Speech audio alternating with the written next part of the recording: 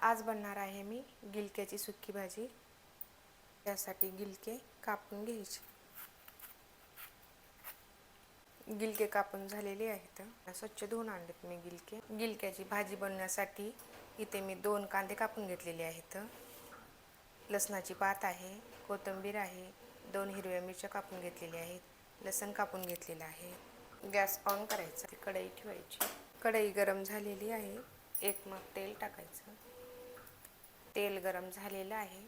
जिरं टाकायचं थोडं, कापलेली हिरवी मिरची, कापलेला लसूण, कांदा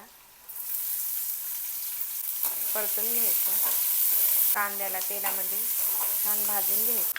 थोडं मीठ, कापून घेतलेली लसणाची पात परतून घ्यायची। थोडी कोथिंबीर परतून घ्यायचं व्यवस्थित। थोडी हळद, कापून घेतलेले गिलके मिक्स करून घ्यायचे व्यवस्थित।